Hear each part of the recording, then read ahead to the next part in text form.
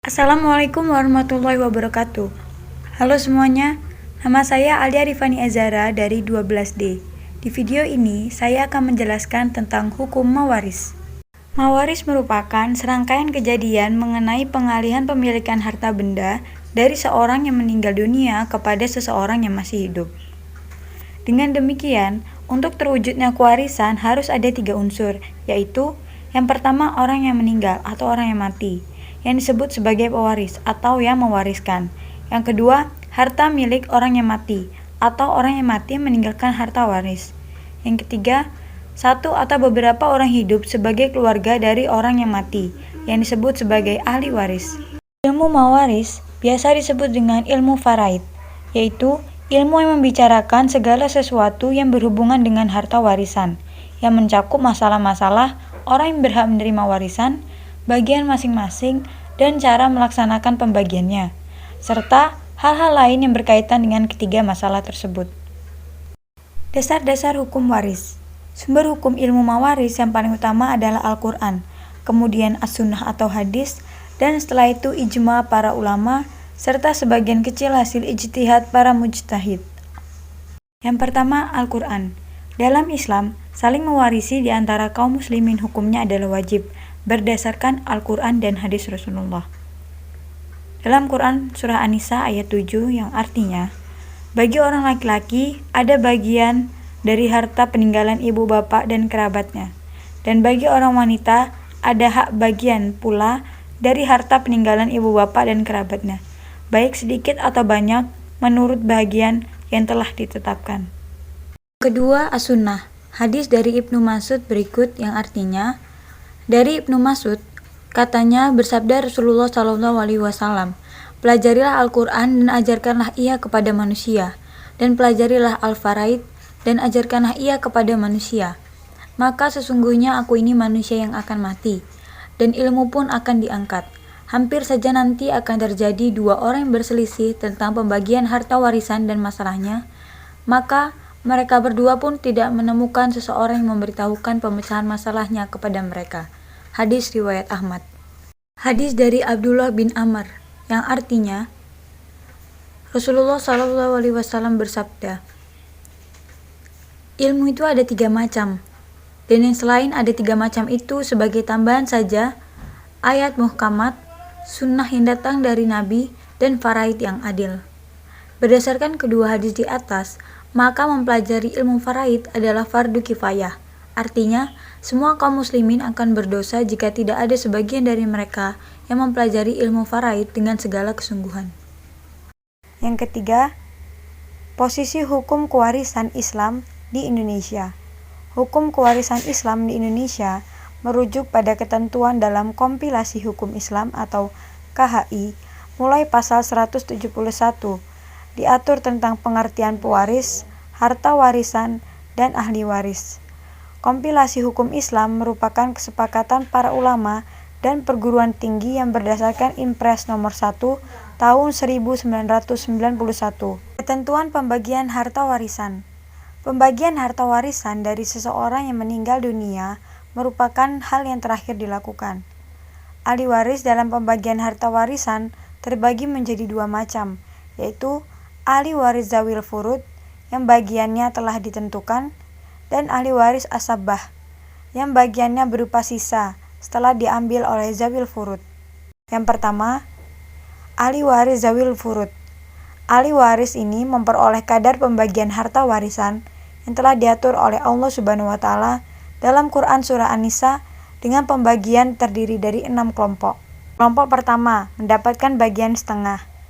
Suami, jika istri meninggal tidak ada anak laki-laki, cucu perempuan atau cucu laki-laki dari anak laki-laki. Anak perempuan, jika tidak ada saudara laki-laki atau saudara perempuan. Cucu perempuan, jika sendirian, tidak ada cucu laki-laki dari anak laki-laki.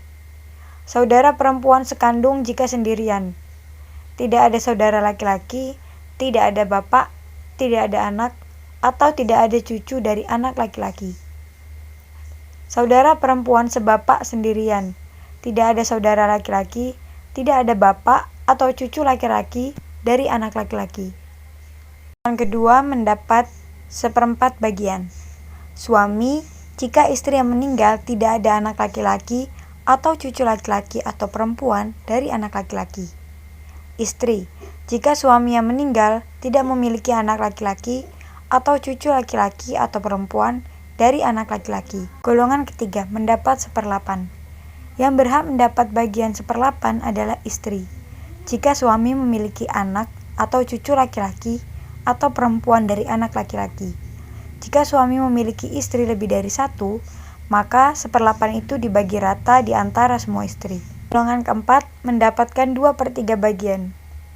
2 anak perempuan atau lebih jika tidak ada anak laki-laki.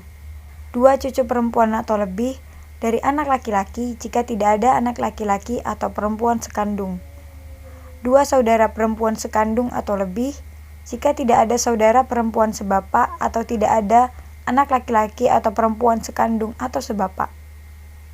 2 saudara perempuan sebapak atau lebih jika tidak ada saudara perempuan sekandung atau tidak ada anak laki-laki atau perempuan sekandung atau sebapak. Golongan 5 mendapat 1/3. Ibu, jika yang meninggal dunia tidak memiliki anak laki-laki, cucu perempuan atau laki-laki dari anak laki-laki, tidak memiliki 2 saudara atau lebih, baik laki-laki atau perempuan.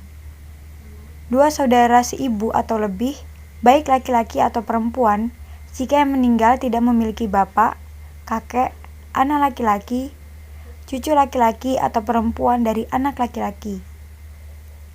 Kakek, jika bersama 2 orang saudara kandung laki-laki, atau 4 saudara kandung perempuan, atau saudara kandung laki-laki dan 2 orang saudara kandung perempuan.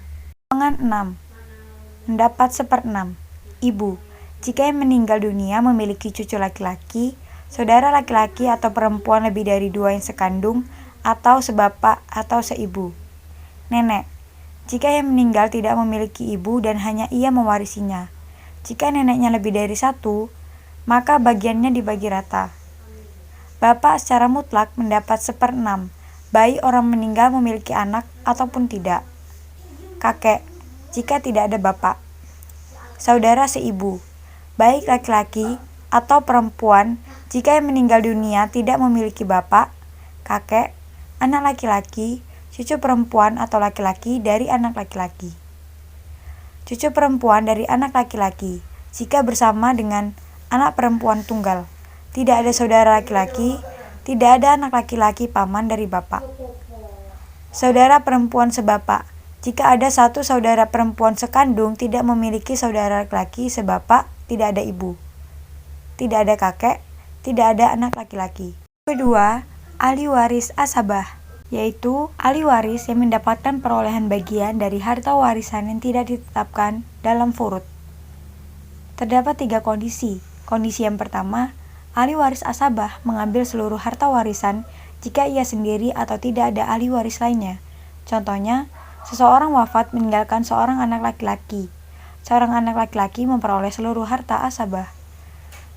Kondisi yang kedua, ahli waris asabah mengambil sisa warisan setelah ahli waris furud. Contohnya, seorang wafat meninggalkan istri, anak perempuan, ibu, dan paman.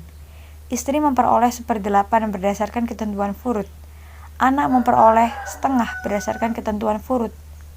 Ibu memperoleh 1/6 berdasarkan ketentuan furud. Dan paman memperoleh sisanya secara asabah. Yang ketiga, harta warisan tidak tersisa. Ahli waris asabah tidak mendapatkan apa-apa. Contohnya, seorang yang wafat meninggalkan 2 saudara kandung perempuan, 2 saudara perempuan seibu, dan anak saudara atau kemenakan. 2 saudara kandung perempuan memperoleh 2/3 berdasarkan ketentuan furud. 2 saudara perempuan seibu memperoleh 2/3 berdasarkan ketentuan furud. Dan anak saudara atau kemenakan tidak mendapatkan apa-apa. Sekian yang bisa saya sampaikan, lebih kurangnya saya mohon maaf. Terima kasih. Wassalamualaikum warahmatullahi wabarakatuh.